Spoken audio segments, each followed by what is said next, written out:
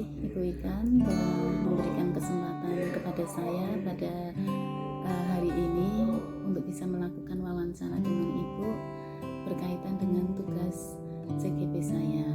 Pada kesempatan kali ini saya akan mewawancarai Ibu mengenai pengambilan keputusan yang baik.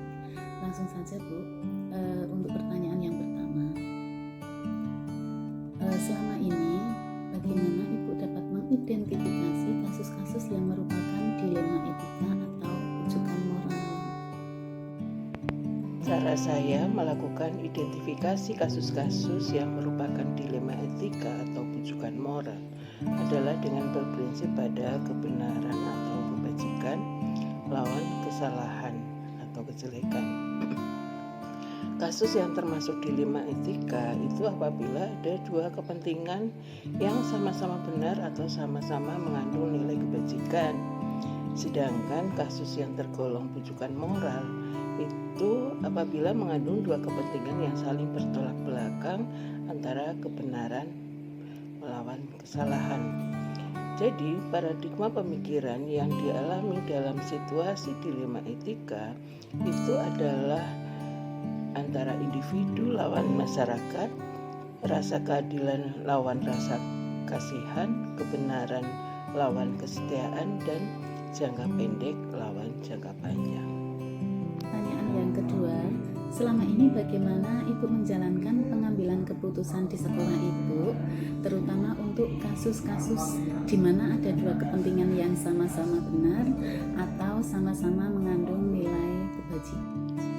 Dalam pengambilan keputusan di sekolah yang terkait dengan kasus-kasus dilema etika, saya memiliki kecenderungan pada pemikiran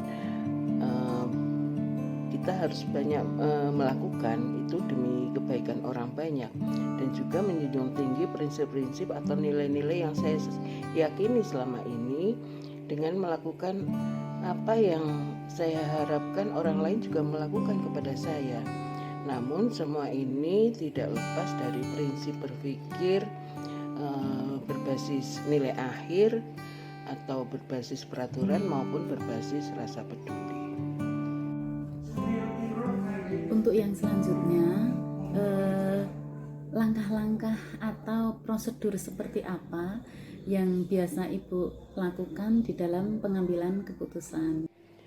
Sesuai dengan ilmu yang saya peroleh saat saya mengikuti pendidikan guru penggerak angkatan pertama, bahwa ada 9 langkah di dalam pengambilan keputusan, yaitu yang pertama kita harus bisa mengenali bahwa ada nilai-nilai yang saling bertentangan dalam situasi dilema etika.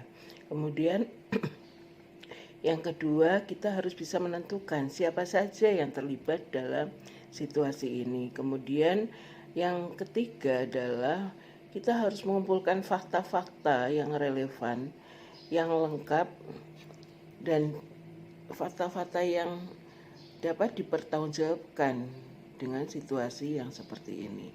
Kemudian yang keempat, kita harus melakukan pengujian benar atau salah melalui uji legal, uji regulasi, uji intuisi, uji halaman depan koran, dan uji panutan atau idola.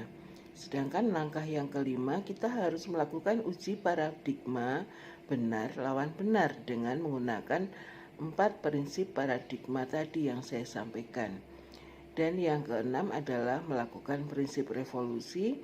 Yang ketujuh, ini hal yang sangat penting dilakukan, kita harus melakukan investigasi opsi trilema. Dan yang kedelapan, baru kita bisa membuat keputusan. Nah, setelah membuat keputusan, maka kita harus melakukan tinjauan ulang terhadap keputusan yang kita ambil dengan melakukan refleksi.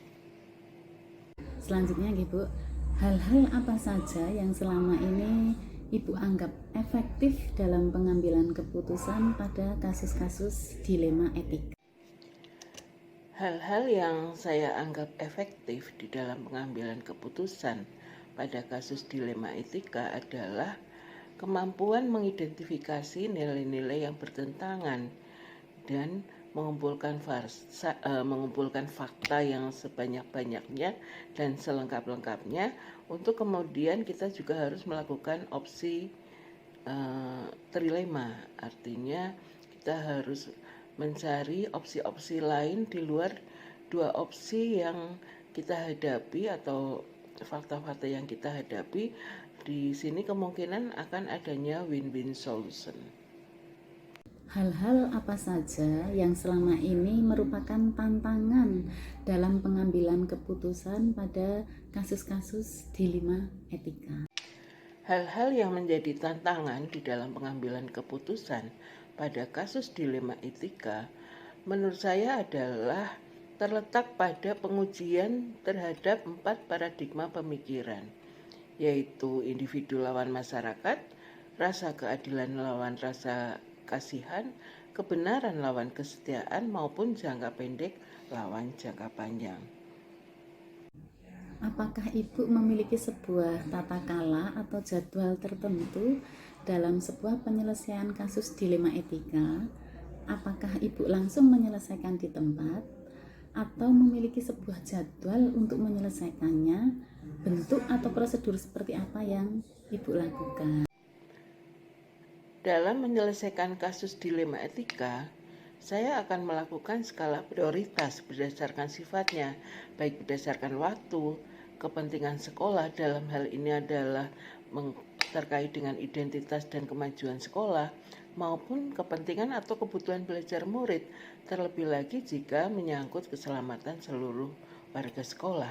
Maka di dalam penyelesaian kasus dilema etika ini, saya juga harus membuat jadwal tertentu, atau juga bisa jadi harus menyelesaikan di tempat. Artinya melihat situasi dan kondisi saat itu berdasarkan skala prioritas yang saya sebutkan tadi. Adakah seseorang atau faktor-faktor apa yang selama ini mempermudah atau membantu Ibu dalam pengambilan keputusan dalam kasus-kasus dilema etika? Yang selama ini mempermudah atau membantu saya dalam pengambilan keputusan mengenai kasus dilema etika adalah tersedianya data yang lengkap dan detail. Misalnya, apa yang terjadi di awal situasi, bagaimana hal itu terkuak, dan apa yang akhirnya terjadi, siapa berkata apa pada siapa, kapan mereka mengatakannya. Data-data tersebut itu sangat penting untuk kita ketahui, karena dilema etika tidak menyangkut hal-hal yang bersifat teori saja, namun ada faktor-faktor pendorong dan penarik yang nyata, di mana data yang mendetil akan bisa menggambarkan alasan seseorang untuk melakukan sesuatu, dan kepribadian seseorang itu akan tercermin dalam situasi tersebut. Hal yang juga penting di sini adalah kemampuan analisis terhadap hal-hal apa saja yang potensial yang akan terjadi di waktu yang akan datang. Selain itu diperlukan kekuatan komunikasi dan koordinasi, kemudian sikap integritas, dedikasi, dan loyalitas antara semua pihak yang terlibat dalam penyelesaian kasus secara bersama-sama. Jadi semaksimal mungkin segala keputusan yang diambil itu merupakan keputusan bersama seluruh pengelola sekolah. Semakin banyak yang memberi tanggapan dan memberikan solusi-solusi, maka akan semakin dalam pertimbangan-pertimbangan yang disampaikan, sehingga keputusan yang diambil pun akan menjadi keputusan terbaik untuk semua pihak. Yang terakhir nih Ibu, dari semua hal yang telah Ibu sampaikan, pembelajaran apa yang dapat Ibu petik dari pengalaman Ibu mengambil keputusan dilema etika? Pembelajaran yang saya petik dari pengalaman mengambil keputusan dilema etika adalah hal yang perlu dilakukan adalah pengujian untuk mengetahui apakah pengambilan keputusan itu telah sesuai dengan prinsip-prinsip dasar pengambilan keputusan secara etika, dan juga berdasarkan 4 paradigma pemikiran, yaitu individu lawan masyarakat, rasa keadilan lawan rasa kasihan, kebenaran lawan kesetiaan, maupun jangka pendek lawan jangka pandang.